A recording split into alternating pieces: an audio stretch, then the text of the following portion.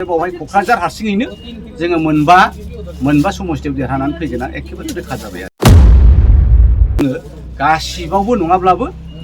जोङो माखासे मानियाव जोङो केन्डिडेटखौ होगोन ओमफ्राय दा बेबायदिनो जोङो चिराङाव मोननैसो मोनगोन बाक्सायाव मोनसे नङाबा मोननै मोनगोन उदालगुरियावबो मोनसे नङाबा मोननै मोनगोन फैगौ बिटिसि इलेक्शनाव 2025 आव कंग्रेसनिफ्रायबो बिटिसि आव बाहागो लागोन बेखौ रोखायै फोरमायदों सार गर्जनानो जों खोनासंनानैबो लानि आरो बबे बियाबाव बेसेबां देरहाबोगोन आरो बेसेबां खयजना रोखा देरहानानै दङ बेखौ गर्जन सारनि खुगानिफ्रायनो जों खोनासंनानै लानि मा मायथायाव मोननाय बेखौलाय 2024 आवनो 24 आवनो मोननाय ना ओइ अक्ट'बर सेप्तेम्बर हालागैसो आच्छा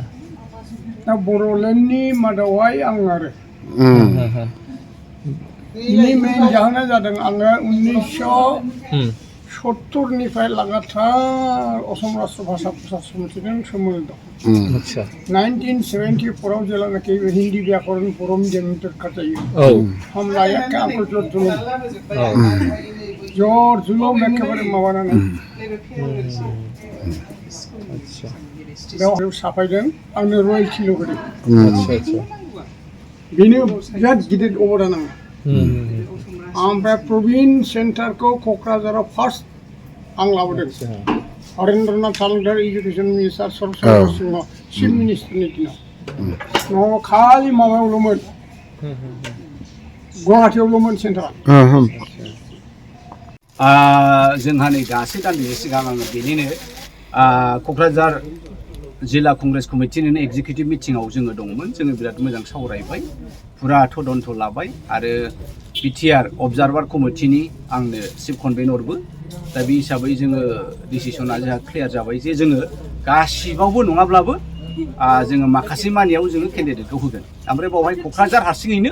जोङो मोनबा समस्थियाव देरहानानै फैगोना एखेबारे रोखा जाबाय आरो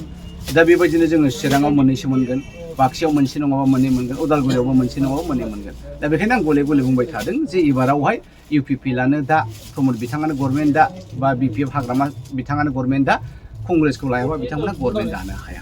आरो मोनसे बाथ्राखौबो आं बुंबाय थाखादों इउपिपिएल आरो बिपिएफखौ जे जोङो नोंथांमोननि सुथुर नङा नोंथांमोना जाहैबाय बिपिएफजों खानानै दोनजानाय मासे बोलोगोरा मैदेरफोर नाथाय नोंथांमोना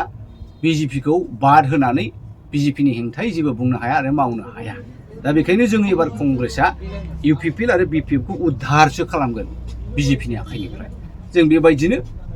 2026 आवबो कंग्रेसआ गभर्नमेन्ट दागोनखौ जों रोखा लादों आरो बे गभर्नमेन्टआव जोङो मोन्नैबो पार्टिखौ लानानै जों गभर्नमेन्ट दागोन आरो जोंनि अपोजिसन मोनसे पार्टि थागोन होनोबा बे बिजेपिआ दा बेनो जाहैबाय जोंनि आपादत्त' गेम प्लान